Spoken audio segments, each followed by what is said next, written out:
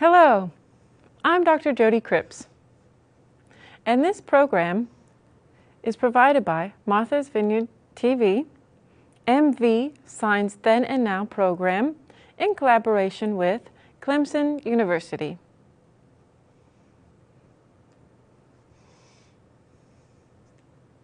This has been a wonderful collaboration, and I am pleased to present a conversation with Bo Van Riper. And Bo is a historian who conducts research at Martha's Vineyard Museum.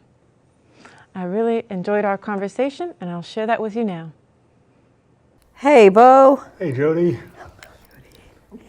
Good to see you. So, if you don't mind explaining a little bit about yourself, tell me a little bit about your background, how you got to Martha's Vineyard, what you specialize in.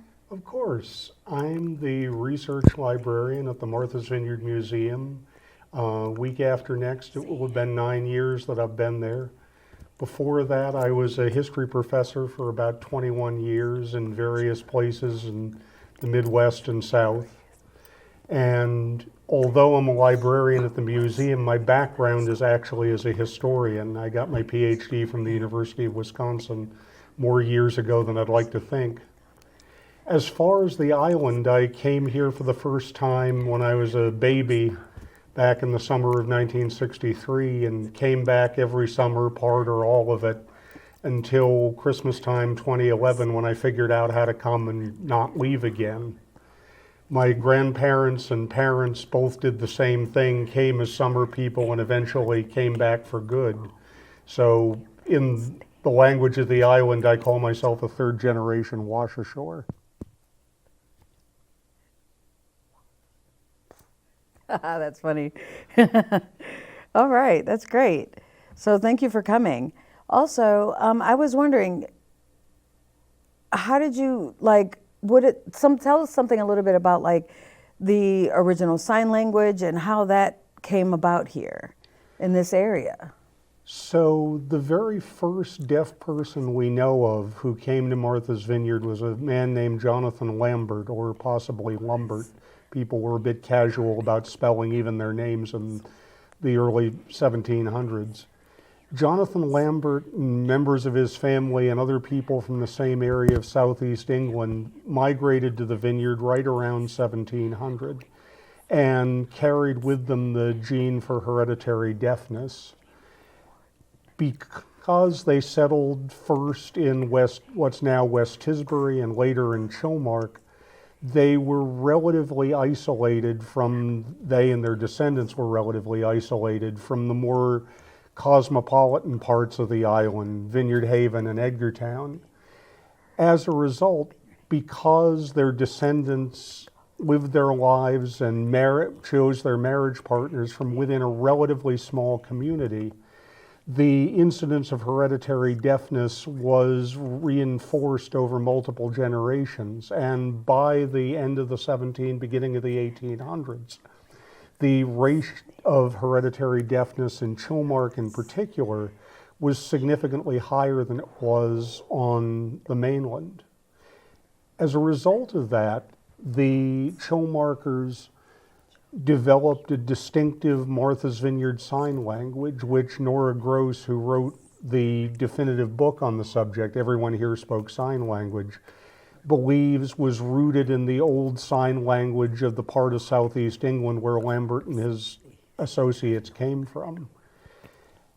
And the extraordinary thing about Martha's Vineyard Sign Language is that in Chilmark, in the late 1700s and the 1800s, it was spoken not only by the deaf, but also by the hearing. It was used as a lingua franca, if you want, among the entire Chilmark community. If you were a hearing person, you'd speak Martha's Vineyard Sign Language to your deaf neighbors and English to your hearing neighbors. And we have testimony from people who were young in Chilmark in the 30s when the last generation of native speakers of Martha's Vineyard Sign Language were there, who remember that nobody in Chilmark thought that at all remarkable. Deafness was for them just another way of being human. And the bilinguality of chill markers in the late 17 and the 1800s was part of that. Wow, that history, that background that's something. But what about you? What gave you the interest in this area, and how did that come about? So back in the 90s, my then wife, now ex-wife, who's also a historian, was reading Nora's book and said to me, "Hey, you grew up spending summers on the vineyard. Had you ever read this book, or had you ever heard about deafness in Chilmark?" And I said, "No." And she said, "Well, read this. This is really cool." And I did. And that was the first I'd ever heard of it.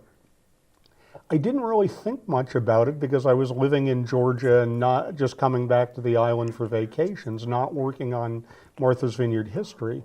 But when I went to work for the museum, one of the things I discovered very early on was that the Chilmark signing community and deafness and sign language on the vineyard was something that there was an extraordinary amount of interest in. Every summer, we'd get multiple people at the museum looking for information about that. And so I reread Nora's book and started trying to learn more about the history of deafness and sign language on Martha's Vineyard, because part of my job is being able to answer people's questions and connect them with the information they're interested in.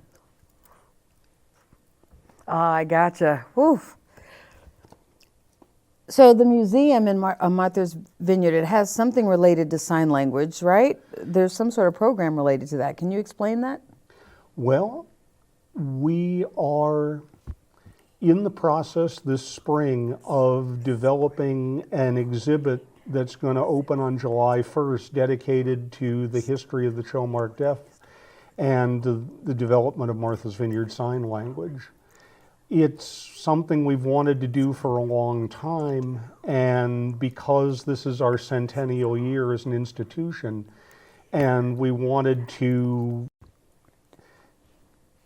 demonstrate that we were moving forward into our next century by looking at stories we've traditionally, as an institution, not paid a lot of attention to, we decided that focusing on the deaf community in Chilmark would be a great way to do that. So that opens July 1st, and it'll be open through the rest of the year, and we'll have programming associated with that. Joan Poole Nash, who's probably the leading scholar of the history of Martha's Vineyard Sign Language, will be doing a program for us.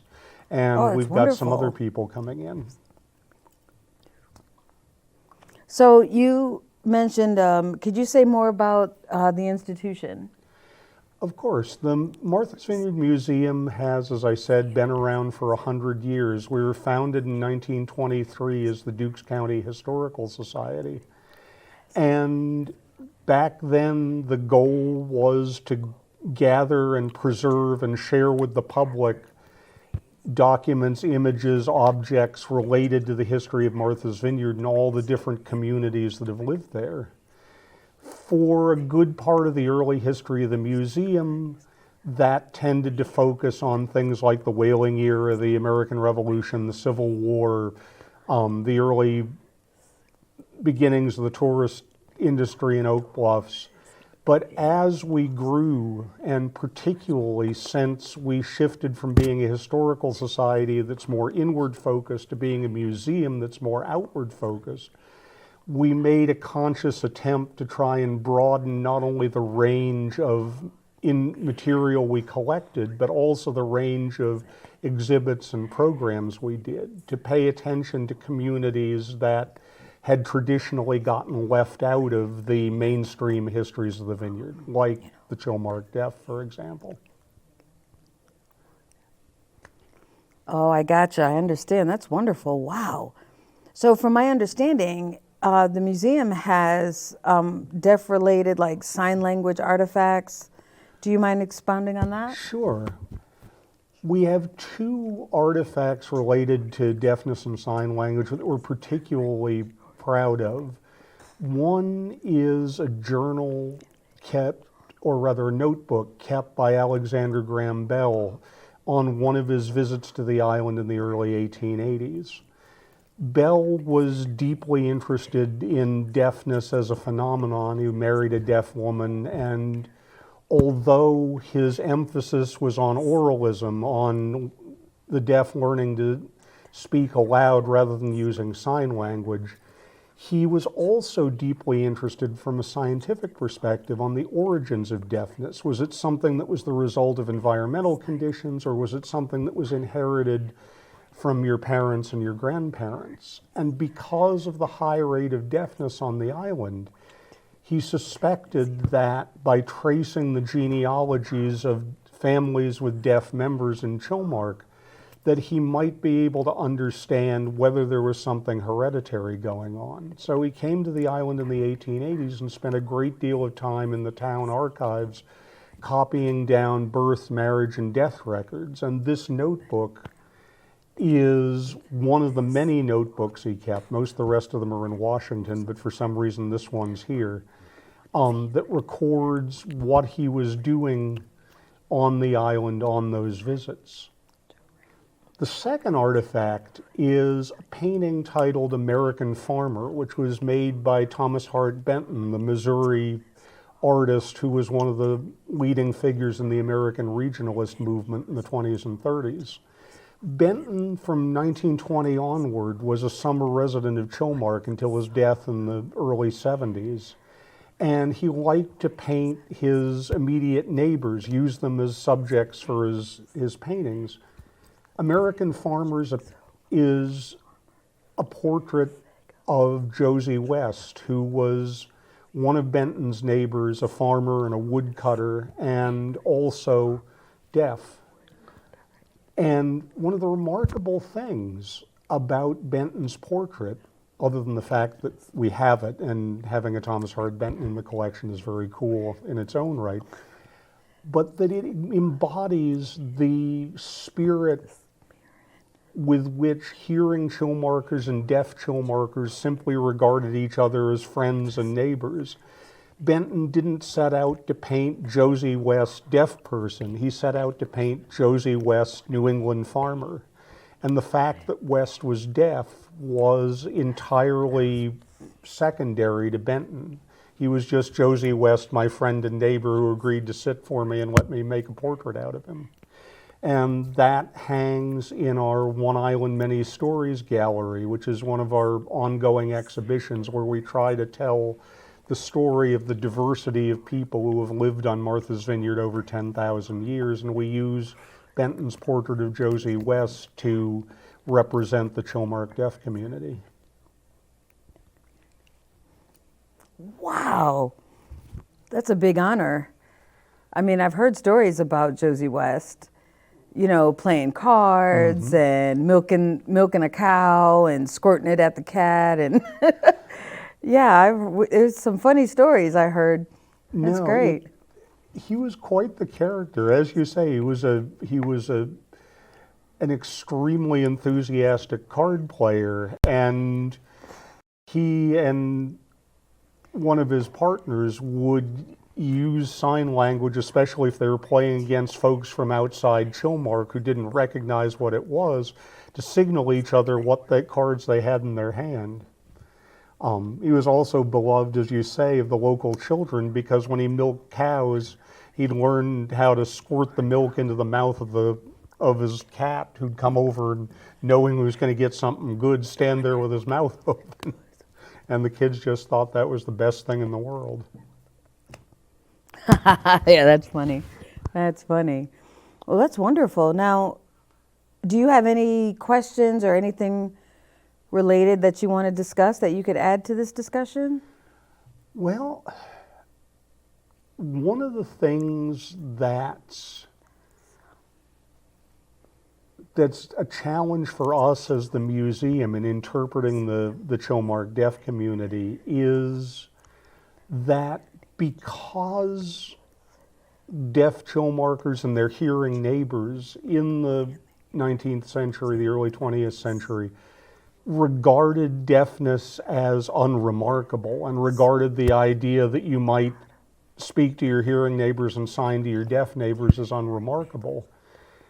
One of the ongoing challenges we have is trying to get at what the experience of being deaf might have been like for these people, and what the experience of being in such a community might have been like. It was so unremarkable to them, and they were so relatively isolated from the wider world, where the deaf were not treated with such widespread acceptance, that none of them felt it remarkable enough to comment on in letters or journals or anything like that. So the part of the Chilmark Deaf story that visitors tend to find most interesting and most inspiring is one of the parts we have the hardest time getting a grip on. We've resorted to trying to reconstruct bit by bit the lives of deaf Chilmarkers, like Josie West's card playing and squirting the milk in the cat's mouth. And one of the things we would love to do going forward is reach out to people in Chilmark who have family memories of members of the deaf community and get them to share those memories with us so that we can bit by bit put together a bigger, more richer, more full portrait of what these people's lives were like. Because at the end of the day, as interesting it is to know how the community worked as a community, the thing I think that appeals to people who come to the museum, the people who come to our programs and whatnot, is what were these folks like as people? What did they do? How did they interact with the world? What did they do for fun? And I think those memories are out there, and we'd love people to help us bring them together. Do you know a specialty now called oral history? I do. Like how you can verify like the true stories. How does that work? Oral history is something that the Martha's Vineyard Museum's been involved with for a long time, because we've been lucky enough to have on our staff for 30 years now an oral historian named Lindsay Lee, who's collected over 1,200 interviews with vineyarders of various ages and everything else. And as Lindsay is fond of reminding us, any oral history is one person's perspective on the things they're telling you about. And the value comes in putting this person's oral history beside that person's, beside the other person's, beside the written documents, beside the photographs, and looking for places where they line up and places where perhaps two people may have experienced the same event and either remembered it differently or experienced the same event and understood it differently or been affected by it differently. Oh, that's got to be a challenge.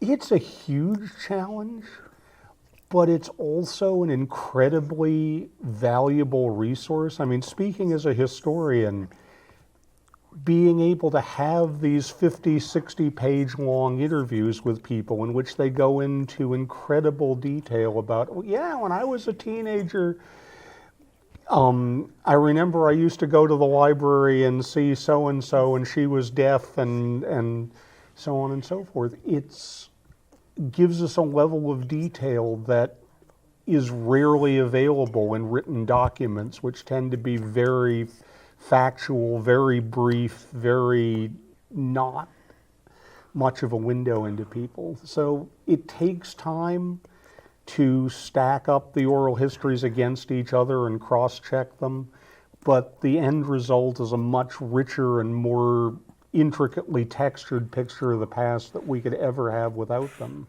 And thanks to Lindsay having started this in the 80s, we've got oral histories on record when people whose memories go back into the 1880s and 90s when they were small children. People who are long since gone now, but Lindsay was able to capture them and their memories before they passed. Whoa, that's a nice way. Oh, that's a wonderful. Thank you so much for coming here, Bo. Oh, my pleasure, Jody. Thanks for having me, and thanks for being part of our attempt to understand the Chilmark deaf community. Wonderful. Thank you for sharing. Anything you want to share with the world? They Were Heard, the history of the Chilmark deaf community. Our exhibit opens July 1st. Come on down and see it. We think it's going to be great.